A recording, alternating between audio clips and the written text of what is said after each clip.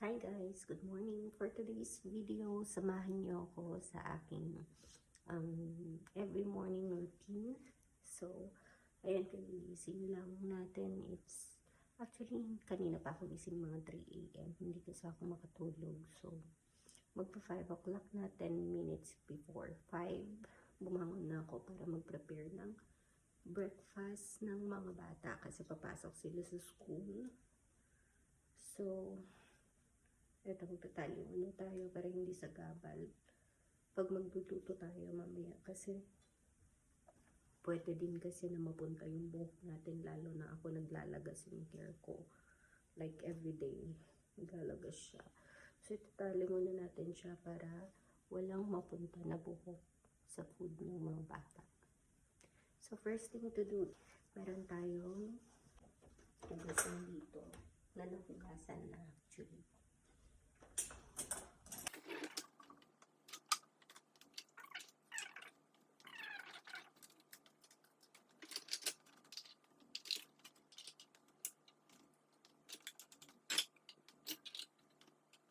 Kung mapapansin nyo, yung mga plastic lang yung mga nilagay ko doon kasi yun yung mga mahirap matuyo. Unlike itong mga last, tuyo na to actually after matapos itong dishwasher.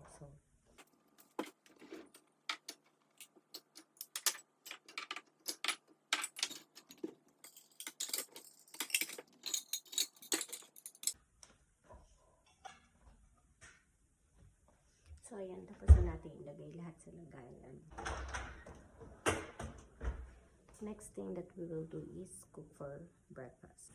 So ngayon gagawa na tayo ng breakfast ng mga bata, and here we have kamote tops. So tatanggalan lang natin to ng mga dahon. And then tatagtarin ko siya mamaya kasi gagawin ko siyang omelette. Ihalo ko sa itlog para healthy yung makakain ng mga bagets. So, ayan, tapusin ko lang ito kasi para hindi naman sayang yung oras natin. I'll be back. So, next natin gagawin is magtatagtad tayo ng garlic, onion, at saka onion chives na ihalo natin sa ating omelette na kamote tops. Ganito ako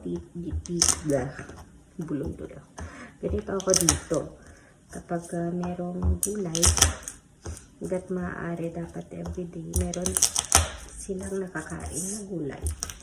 Di naman na nila malalasahan kasi yan nakamote tops pala yun, ganyan. So, at saka ang kinaganda kasi sa mga bata dito, hindi sila choosy sa pagkain, kahit ano kinakain nila. Kahit yung ampalaya na may egg, ganyan. So, yun ang kinaganda. So, tapusin ko lang to.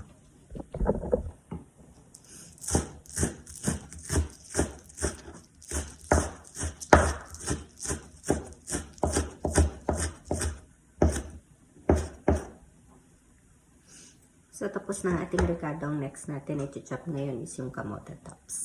Medyo chop na hindi nila masyadong mafe-feel yung pagiging vegetable niya. Pero gaya nga ng sabi ko, hindi naman susi yung mga bata. Pero para lang mas maganyan din nilang mabuti.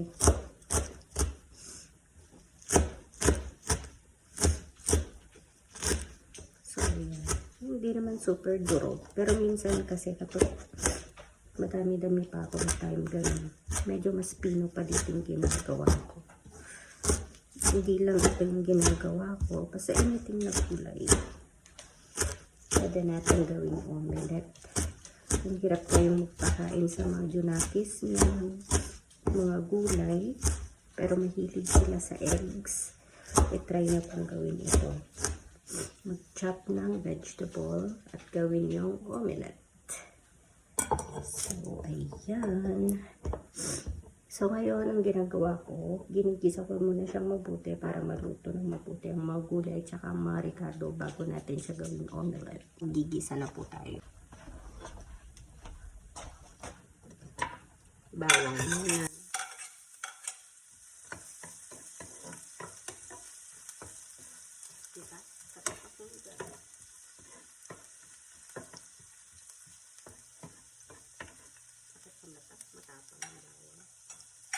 lalagyan na natin yung garlic. Saglit ang gisahan lang ito guys. Tapos ako lang ba o pati kayo, binigisa lang paminta para mas masarap, mas malasa. Bigyan tayo paminta. Kasi masarap sa omelette ang maraming paminta.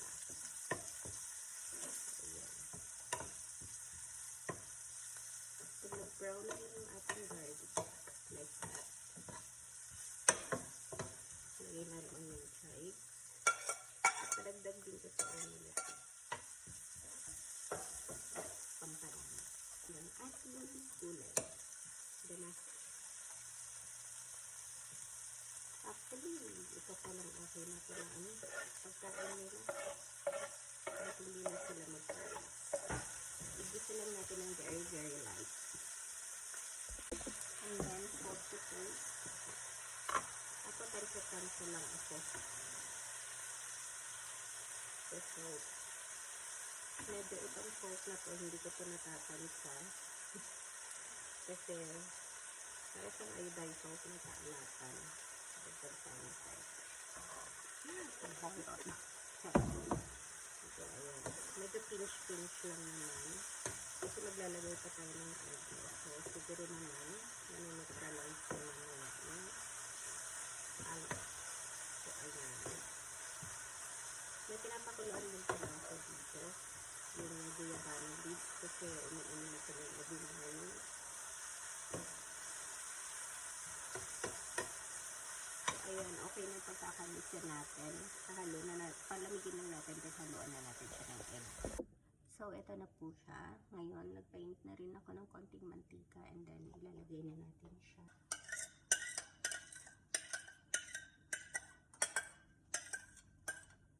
Ayan.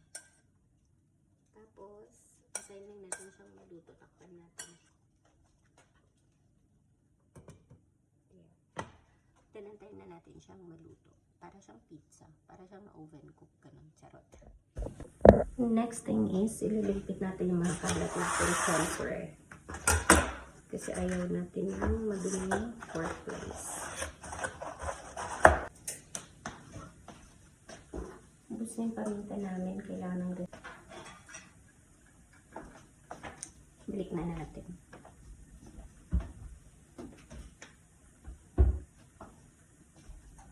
So, ayun. Medyo malapit na maluto yung omelette natin. Antayin lang natin and then papainit na ako ng rice and then prepare ko na yung table. So, luto na po ang ating omelette. Ayan na po siya. And dililipat na po natin siya sa plate. And then i-ice na natin ang ating table. Omelette. Kamote tops omelette.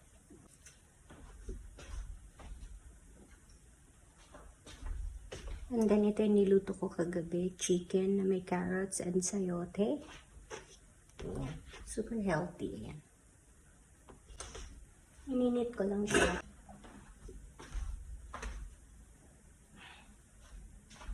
Then, rice, syempre, hindi yan mawawala. Pero late kasi nauna silang kumakain. Kasi late na kami kumakain. Ayan.